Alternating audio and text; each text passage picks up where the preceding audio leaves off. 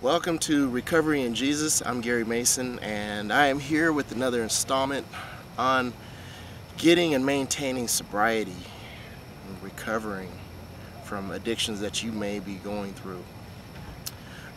If you've watched any of my previous installments, you guys know my history. I have well over 23 years of drug abuse history, and I am in recovery. However, I consider myself recovered.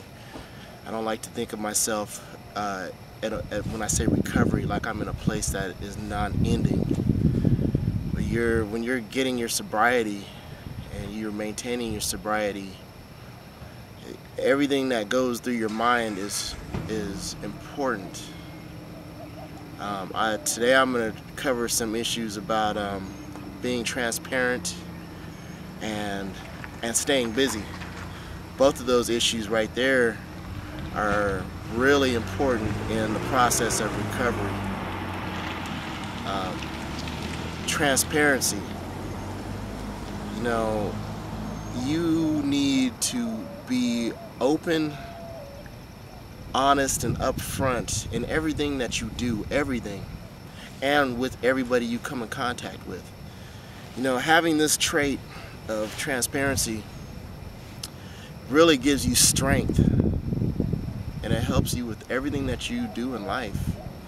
When you're transparent, when you're open with everyone and everything that you do, you really can't hide anything.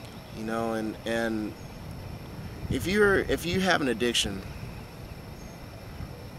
of any kind, drugs, alcohol, gambling, sex, anything like that, anything that's keeping you in bondage, you don't really want to have that out in the open. And when you keep that to yourself, it continues your process of the addiction.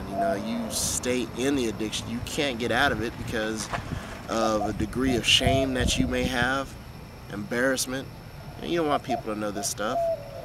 And that's why it's really important to be transparent.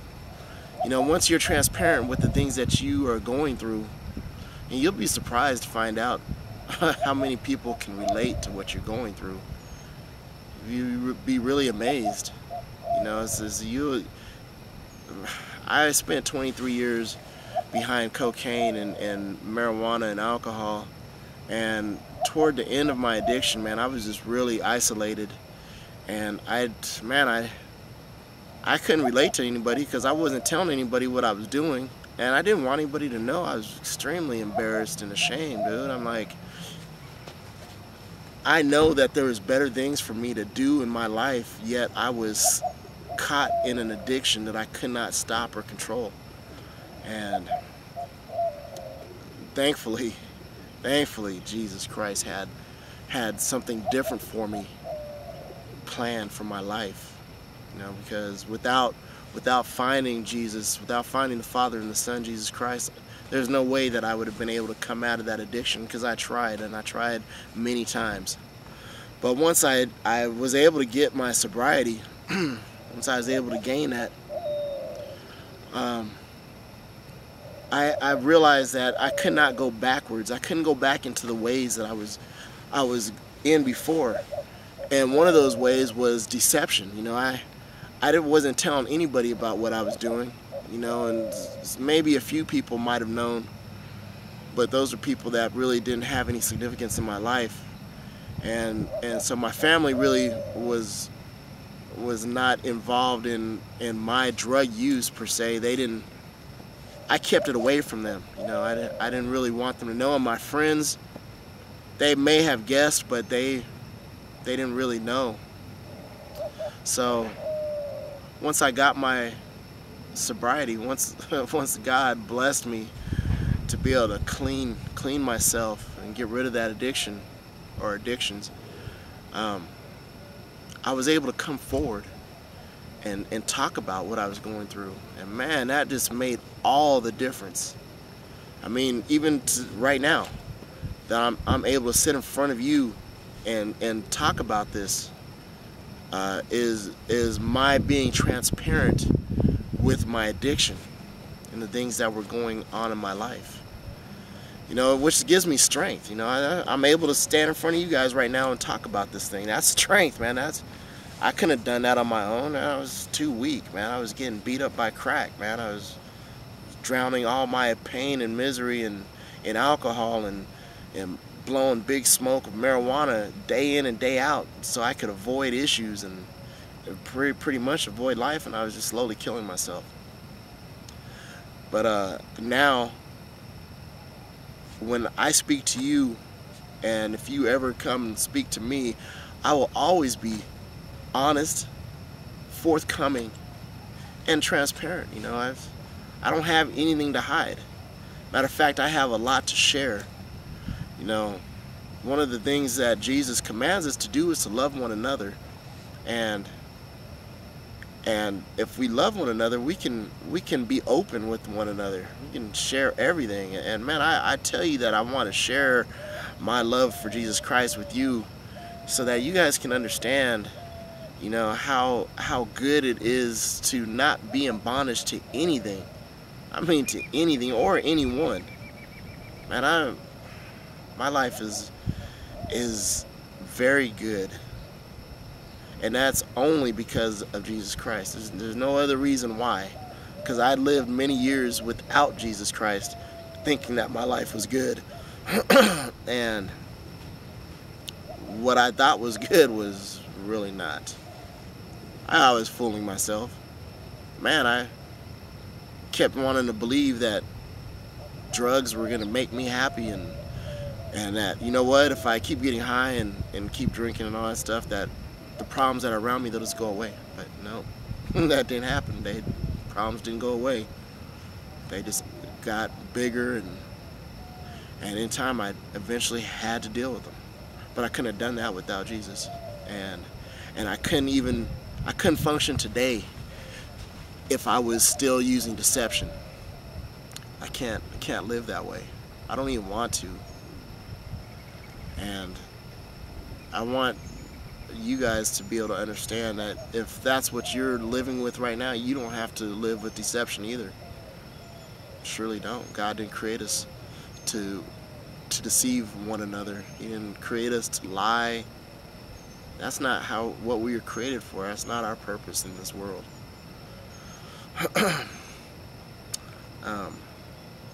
You know, also my sobriety and maintaining my sobriety is largely based on the things that I do on a day-to-day basis. You know, I've been unemployed since 2008, and even before I was unemployed, before that I was just running through jobs, so I wasn't really maintaining employment. And I spent a lot of time doing nothing. And that was very dangerous for me, because during those times I was doing nothing, man, I was out getting high. You know, that's how I was burning my time, killing my time, was out getting high. And I tell you now, through my sobriety, I don't have extra time. I surely don't, and that's intentional. I made my schedule extremely busy. That keeps me motivated, it keeps me sober, it keeps me busy. I mean, I'm in college right now, thank God, and I'm involved in my family's life. My children, they're in multiple sports. I coach t-ball. I'm at all their games. I go to meetings. I go to classes. And on the rare occasion that I find that I don't have anything to do, I create something to do. I'll just go out with my kids, take them out, and we'll go practice whatever sport that they happen to be in at the time, or we'll just go and play. Or even I'll do something basic. I'll spend time with my wife. We'll play dominoes. But the thing is that I'm staying busy. I don't have time on my hands where I'm just sitting around, and therefore I'm not just thinking about getting high or spending that extra time that I have getting high. I'm not doing any of that. But that's important. That's crucial. You guys need to know, you know, if you want to get sober and if you want to maintain your sobriety, I mean, you've got to change things in your life. You got to do things differently. And one of the ways is to stay busy, man. And that, you know what? If you can't think of anything to do, man, I can think of things for you to do, man. You can go and volunteer. You can go help somebody else. You can go do something for somebody else to help you stay busy. Or, man, you can go outside of wherever you stay at and go and pick up trash around wherever you're at. It's just something to do for your community. It's giving your living area a better appearance. But what it is it's keeping you busy. I can't say enough for all the programs that I've been through. I've been through a lot. Been through a lot of inpatient and outpatient. And I came out here today because, you know, as of lately, I've noticed some of my brothers in recovery have been struggling a lot. And it made me wonder what was going on in their lives. And sure, I've reached out to them. Some of them I can't even get a hold of because they've relapsed and they've got back into their addiction, and they don't want to talk to me. Because they're into their flesh. And that's what made me think about being transparent, because some of the gentlemen that I noticed in some of my classes, they would say certain things. They profess their love for God, and then not even 30 seconds later they would say something totally contrary to loving God. And I won't get into details because, for one, things that are said in our classes are strictly confidential. But I'll tell you that you know, you need to think about if you're in recovery, you need to think about what you're trying to accomplish in your recovery. I mean, you're wanting sobriety for yourself. So if that's what you truly want, then BSing other people is not the way you're going to get it, or you're not going to maintain it. Ultimately, you're hurting yourself. And if you're still deceiving people, deceiving yourself, you're hurting yourself the most. Don't want to do that. And unfortunately, I've seen some of my brothers, you know, struggle in this area. And they don't have to. I don't know what the reason is for them using deception, but they don't have to, you know. They need to maintain sobriety for themselves. And that's what I would stress to you. You know, this sobriety is for you. It's not for me. It's not for anybody else. It's for you. So if you are still using deception and you can't be transparent, you're really hurting yourself. I have a blog at askandreceivehotscripture.blogspot.com, and in that blog I blog a lot about everyday issues, but it's also dedicated to recovery.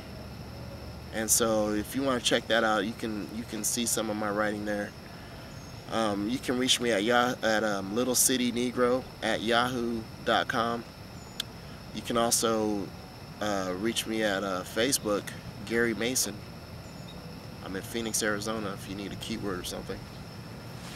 But I'm here to give inspiration to all of you out there. And as we are in this battle for our recovery from addiction, we need each other. And so I stress to you out there to help somebody, you know, help somebody else. I love you guys.